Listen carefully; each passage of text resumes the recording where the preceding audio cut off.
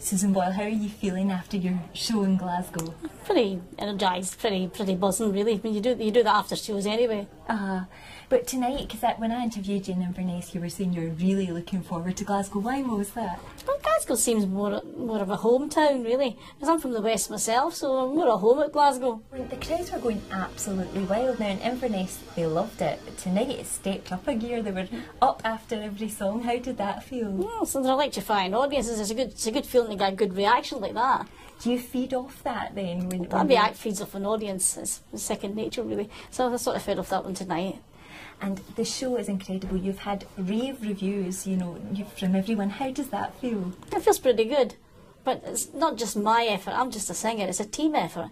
It's the musical director who puts the music together. It's the director who directs people. It's the backing singers. It's the whole package.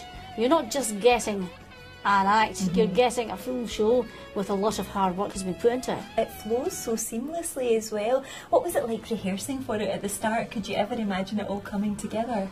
Well, sometimes it was difficult, because all rehearsals are. You make all the mistakes at rehearsals, but that's what rehearsals are for, to go for things and then make sure that they're okay. And it went seamlessly tonight. It was beautiful. What are the highlights for you in the show? The highlights are probably working with the conservatoire choir. Yeah. Because the dynamic, They're amazing. Does that lend something to your performance when you feel them behind you? Well, feeling behind me, it gives the whole thing a bit of a backbone. Gives a sort of fatter texture, if you like.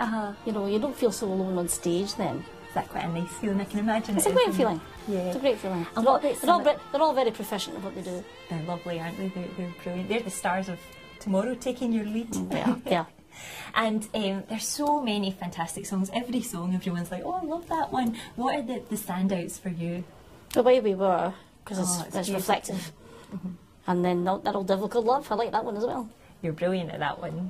That's a great one. And everyone absolutely loved the Torch song, As Long As He Needs Me. What was it like to sing that? Well, it was a sort of a character song. I mean, some people do it in character, some people don't. I chose not to do it in character. But you really put a lot of emotion into it. Really good, yeah. And you said to me before that a fond kiss meant a lot because that your mother had in some way left you, and I remember you talking about your mum and dad. Do you think they'll be so proud to be looking down? Well, my dad would be proud because he wanted to be a professional singer but never got the chance. And my family are a bit like the Von Trapps. They can sing as well. Which one were you? I don't know. I don't know about Julie Andrews. I think probably the wee one. Gretel. Probably Gretel, yeah.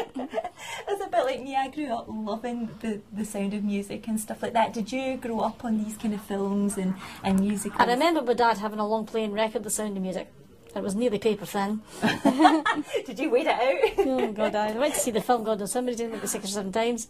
Oh, it's amazing, isn't it? It's one of my favourites. I was in it here when I was a wee girl. I was in the stage show in the Kings, so it brings back a lot of memories. But for me, I always remember singing in my bedroom and people tell me to shut up. I was always singing. Was it the same for you? Did you always have that passion? I had that passion since maybe 12 years old. I used to practice a lot in my bedroom. Always the Osmonds or something playing at the place, My dad used to always go, "Will you shut that blooming right up?" Usual stuff, Well, I was the same, but now you can say to me, "Wow, you'll be looking down so proud of you. You're on here taking the world by storm." Well, if it wasn't for one man, one special man, I wouldn't be here today doing what I'm doing. I'll always be grateful to him, and he believed in me from the very beginning. Now, Susan, you're a little tiger now, aren't you? And obviously, there was record label people in here tonight, and we saw you've got gorgeous flowers from Simon Cowell. Has he sent you any messages, or have you heard from him? Well, he did phone me at the very beginning saying good luck and stuff like that, Was that nice to hear from him? It's all right, yeah. Okay. And do you think he's heard your impersonation of him? Because it's really good. I don't know. I really do not know how he would take that. We're going to tweet him that tomorrow. That's brilliant. And you obviously have a lot of fun on stage. You mix it between the kind of serious songs, you say, like A Fond Kiss and real power ballads, and then some fun 60s ones. Do you like having that variation? You have to have the light and shade in the act, otherwise people just get bored. Yeah. You have to really keep it going As you said earlier, it has to be seamless, it has to be varied, it has to be fun. You said during the show that this was your perfect year. Is there anything else that could happen that would help top that? I think it's going in a good measured way just now. Yeah. You know, it all depends. I mean, just there's baby steps to take. Yeah. You know? Well, I think you're doing so well. And the 5th album, when can we expect that out? About Christmas time. And finally, what would you like to do next year? What's your dream? How would you like to kind of carry on? And to carry on making records and making people happy, you know. You do make so many people happy, and Scotland is clearly proud of you and very grateful that you did your first show in Scotland.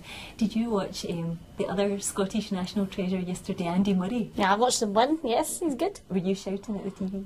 I think everybody was, you know, it's such an exciting match, wasn't it? What did you think of him? It was really good. He fought really well. It was fantastic. Really hard match, yeah. Yeah, we've got a lot to be proud of in Scotland, you included, haven't we? Oh, Quite a few people in Scotland, Yeah, definitely. And then, obviously, this Saturday when you're in Edinburgh, I can't be there, which I'm gutted about because it's Tea in the Park.